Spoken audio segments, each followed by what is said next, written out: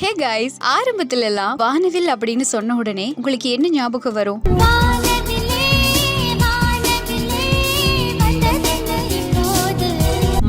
மழைக்கு அப்புறமா வானத்துல ரொம்பவே அழகா காட்சி அளிக்கக்கூடிய ஒரு விஷயம் அப்படின்னு நம்ம எல்லாருமே சொல்லுவோம். அப்படிதான் படிச்சிருக்கோம். ஆனா இப்போ வானவில்னு சொன்ன உடனே உங்களுக்கு என்ன ஞாபகம் வரும்?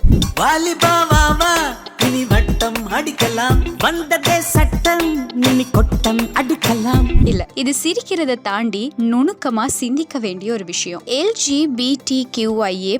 இத பத்தி நான் உங்களுக்கு புதுசா எதுவும் சொல்ல வேண்டியது கிடையாது. எல்லாருக்குமே எல்லாமே தெரிஞ்ச விஷயங்கள் தான். பொதுவா இன்டர்நெட்ல இந்த வார்த்தையை சர்ச் பண்ணோம் அப்படின்னா ரெயின்போ, அதாவது ஒரு வானவிலுடைய நிறங்கள்ல ஒரு பிளக் உங்களுக்கு காமிக்கும். அவங்க எதுக்காக இந்த ரெயின்போ கலர்ஸை தங்களோட பிளக்ல வச்சிருக்காங்க அப்படின்னா ஜெண்டர் அப்படிங்கிற ஒரு விஷயம், அதாவது பாலினம் அப்படிங்கிற ஒரு விஷயம், ஆண் பெண் அது மட்டும் இல்லாம வானவில்ல இருக்கக்கூடிய கலர்ஸ் மாதிரி ஸ்பெக்ட்ரமா இருக்கணும் அப்படின்னு வெளிப்படுத்துறாங்க. அந்த ஒரு கருத்தை உலகத்துக்கு சொல்ல விரும்புறாங்க. LGBTQIA+ அப்படிங்கிற பால் புதுமையினர் பத்தி நிறைய பாசிட்டிவான, அது மட்டும் இல்லாம நிறைய நெகட்டிவான விஷயங்கள் இப்போ சோஷியல் மீடியால ட்ரெண்ட் ஆயிட்டு வருது. நான் பார்த்த விஷயங்கள்ல நிறைய பேர் ஒருத்தருக்கு ஒருத்தி தான் அப்படிங்கிற நிறைய கருத்துக்களை தன்னோட சோஷியல் மீடியால ஷேர் பண்ணிட்டு வராங்க.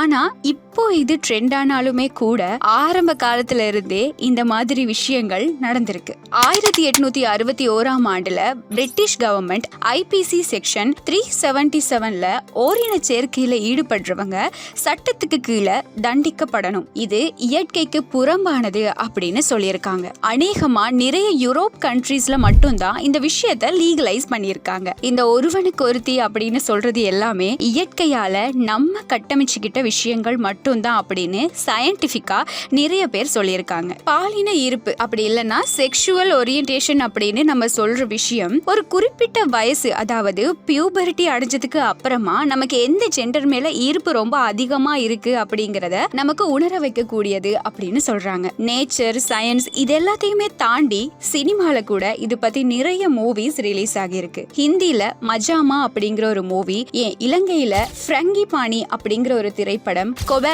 ப்ளூ, விஜய் சேதுபதி நடிச்ச சூப்பர் டியூலக்ஸ், அதே மாதிரி the port riders of rainbow series அப்படிங்கிற YouTube short film series, Joyland அப்படிங்கிற பாகிஸ்தான் மூவி, இது எல்லாமே தெற்காசியாவில் LGBTQ+ பத்தி ரொம்ப தாத்வீகமாகவும் தெளிவாகவும் எடுத்து கூறக்கூடிய படங்கள் அப்படின்னு நம்ம சொல்லலாம். சோ இது எல்லாத்தையுமே வச்சு பார்க்கும்போது இது ஒன்றும் பெரிய கொலக்குத்தம் கிடையாது. இப்படி தன்னோட விருப்பங்களுக்கு ஏத்த மாதிரி வெளிப்பட ஆரம்பிச்சு இப்போ அது நம்ம சொசைட்டில ஒரு பெரிய இம்பாக்ட கிரியேட் பண்ணிட்டு வருது அப்படிங்கிறது நம்ம எல்லாருக்குமே ரொம்ப தெளிவா புரியுது அப்படின்னு நான் நினைக்கிறேன். அதுல ரொம்பவே கவலையான விஷயம் என்ன அப்படின்னா, ஆண்களா இருக்கட்டும் பெண்களா இருக்கட்டும் தன்னோட ஃப்ரெண்டு கூட நெருக்கமா இருக்கிற மாதிரி ஒரு போட்டோவை கூட போஸ்ட் பண்ண முடியாத ஒரு சிச்சுவேஷன். அப்படி போஸ்ட் பண்ணா அவங்களை கேலி பண்ற அளவுக்கு இன்னைக்கு நம்ம சொசைட்டியோட நிலைமை மாறி போச்சு. எண்ட் ஆஃப் த டே நம்ம எல்லாருமே சக மனுஷங்க. அவங்க உணர்வுகளை வெளிப்படுத்த, அவங்களோட வாழ்க்கைய அவங்களுக்கு பிடிச்ச மாதிரி